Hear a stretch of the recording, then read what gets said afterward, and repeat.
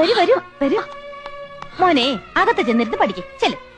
ഇവിടെ ഇരുന്ന് സംസാരിക്കുന്നോ അതോ ബെഡ്റൂമിൽ ഇരുന്ന് സംസാരിക്കുന്നോ? വീട്ടിൽ വരുന്നതോട് കുറച്ചുകൂടെ മര്യാദയാവാം. ഭർത്താവിന്റെ കാമുകിയോട് എത്രത്തോളം മര്യാദ കാണിക്കണമെന്ന് എനിക്കൊന്ന് പറഞ്ഞു തന്നാ കൊള്ളാം. എനിക്ക് ഇന്ദു ചേച്ചിയോട് അല്പം സംസാരിക്കണം. അതിനാ ഞാൻ വന്നത്. ഓഹോ, എന്നാ പിന്നെ ഇത് നേരത്തെ പറയണ്ടേ? എന്താ പറയാനുള്ളത്? ഞാനിവിടുന്ന് മാറി തരണമെന്നോ അതോ എന്റെ ഭർത്താവിനെ വിട്ടു തരണമെന്നോ? മധുസാറിന് നിങ്ങൾ കാര്യം അറിയാതെ തെറ്റിദ്ധരിച്ചിരിക്കുകയാണ്. ശരിക്കും ധരിപ്പിക്കാനായിരിക്കും ഈ എഴുന്നള്ളത്ത്. ഞാൻ പറയുന്ന സത്യമാണ്. മതി, നിർത്ത്.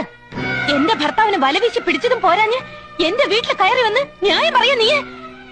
ഞാനായതുകൊണ്ട് ചൂലെടുത്ത് അടിക്കുന്നില്ല. ഇന്ദു എന്തൊക്കെയാ പറയുന്നത്? നീ സ്വബോധം ഇല്ലേ നിനക്ക്? ഇല്ല, അതുകൊണ്ടാണല്ലോ സ്വബോധവും സൗന്ദര്യവും ഉള്ളവരുടെ കൂടെ കൂടിയത്. എന്നെ എന്ത് വേണമെങ്കിലും പറഞ്ഞോളൂ, ഞാൻ എല്ലാം സഹിക്കാൻ തയ്യാറാ.